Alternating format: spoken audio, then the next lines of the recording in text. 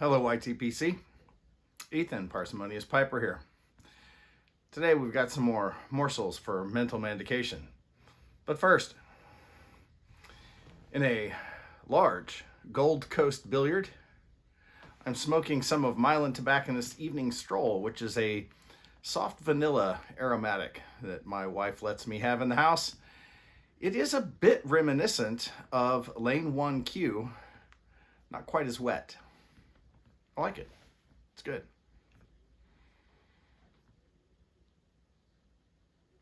Now, before we get into this week's morsel,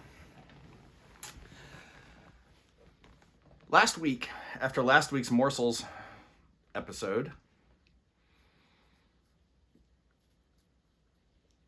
I was accused by a commenter of being disingenuous. In fact, when I tried to start a conversation about how exactly I was being disingenuous, the only response was, well, the disingenuous know how and why they're being disingenuous. So, yes, basically, you're a racist. You can't defend yourself against that accusation because if you say I'm not a racist, you're clearly in denial. Well, just to be sure that I knew exactly what I was being accused of, I went out and found as many different definitions of disingenuous as I could find. Now, I've boiled it down to two of them because these are the ones that seem to most broadly capture what everyone seems to think disingenuous means. Let me read them to you. From the Oxford Languages Dictionary, not candid or sincere, typically by pretending that one knows less than one does. Now, I've never been accused of pretending to know less than I do. My entire life, people have accused me of being a know-it-all and thinking I know more than I do. But you will find no lack of candor or sincerity anywhere on my channel, maybe except when I'm being deliberately and obviously sarcastic. Merriam-Webster. Lacking in candor, giving a false appearance of simple frankness. Now, in my Morsels videos, I do point out the ludicrous things that happen in our world, most often from the left. I make no bones about it. I'm a conservative. There is no lack of candor. There's no pretended simple frankness. Quite frankly, I think the absurdity that comes from the left is simple. I love pointing it out.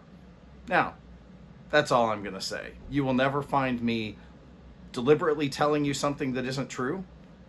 You will never find me not being candid or direct and frank. So, let's move on. Today,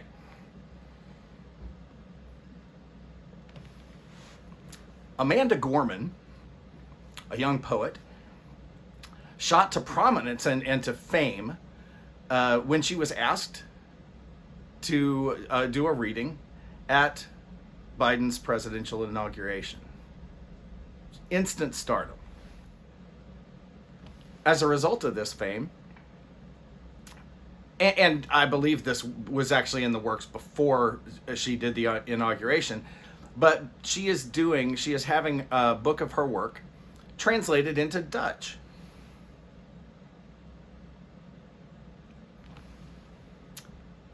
Miss Gorman selected to do the translation, and Kitty Maxboon can correct me or tell me how close I get to the correct pronunciation of this young lady's name, Marika Reineveld.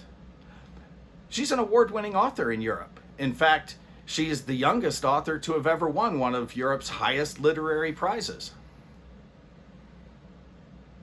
A seemingly fantastic choice to translate something from English into Dutch. However, the left in Europe and Holland denounced this choice. Why? Not because Miss Reineveld is lacking credentials, but because she is white. Seriously. So they want a black translator from Holland to translate a black poet from America. These two, other than skin color, share nothing in common in terms of their experience of blackness. Being black in Europe is not the same as being black in America, is not the same as being black in Africa, is not the same as being black in the Caribbean. Your shared experience is nil, except that you both happen to be on the left. That's a shared ideology. But there's no pointing out here that her choice of translator wasn't qualified to translate something from English into Dutch. May be the most qualified person on the planet to do so, but she can't do it because she's white. In a complete show of a lack of self-awareness, these leftists have just told a black female author that she's not qualified to select her own translator. You know, conservatives really could make a drinking game out of watching the left eat their own, but we'd never be sober.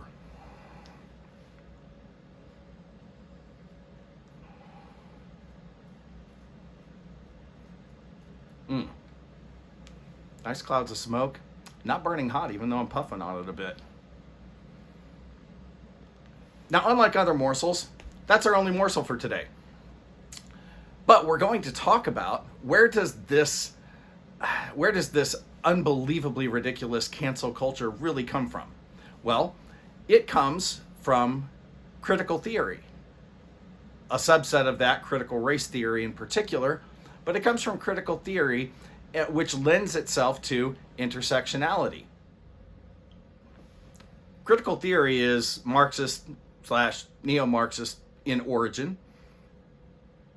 According to critical theory, humans are divided up into groups of oppressors and the oppressed. This is very Marxist.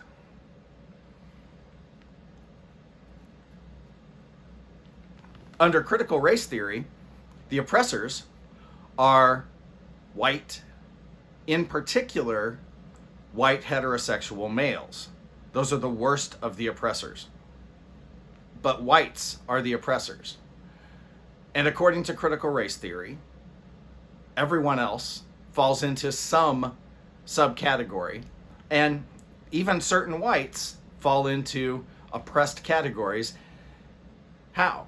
Well, people of color, our new term for racial minorities, the LGBTQ, women, people of color, and LGBTQ are your primary classes of the oppressed. I do need to get lit again here.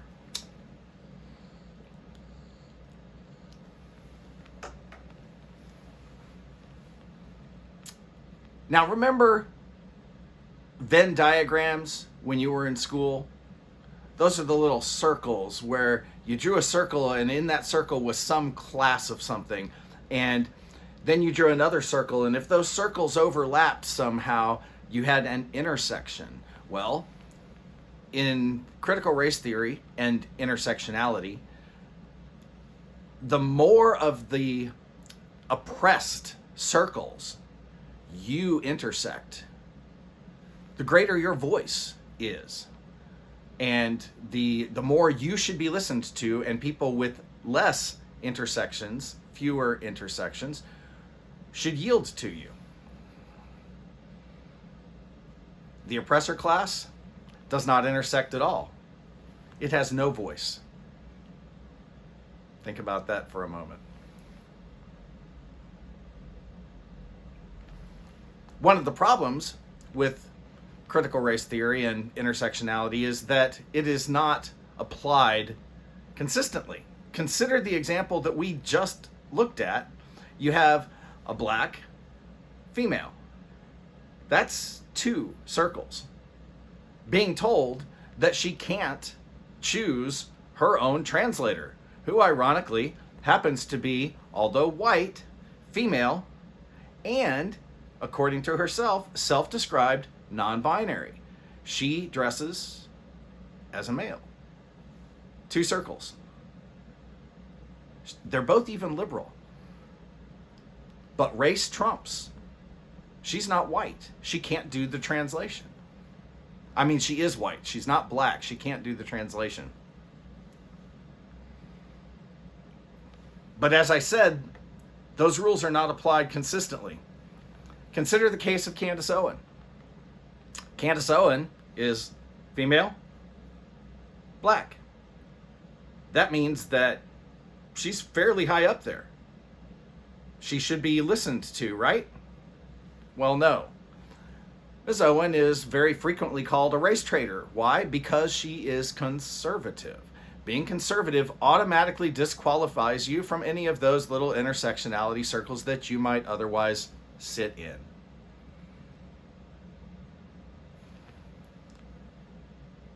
No, seriously. It does. In fact, you could be a black transgender woman, that gives you 2 circles. Lesbian, that's 3, right? So you could have all 3 of those check boxes. But if you're conservative, you are automatically disqualified. It's just the way it is. Intersectionality only gives voice to those on the left. Doesn't have to be fair. It's just reality. Of course, you also know that cancel culture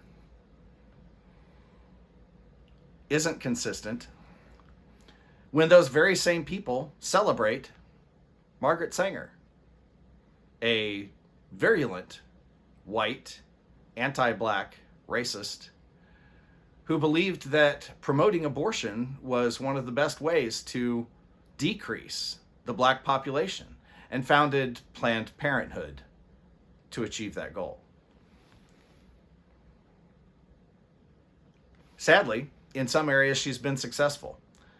New York City, for example, for the last few years, I'm not sure exactly when they crossed the threshold, but for the last few years has reported more abortions in the black community than live births.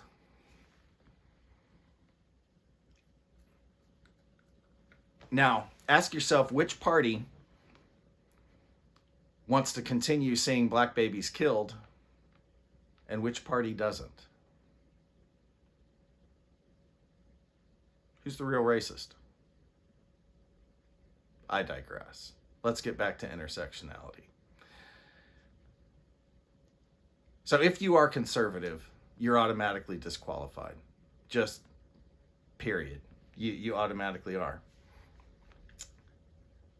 And that, in fact, is what drives the entire lack of conversation today, because it doesn't matter on the right. It does not matter how many truly brilliant, in fact, conservative voices you can come up with who check off some of those little circles.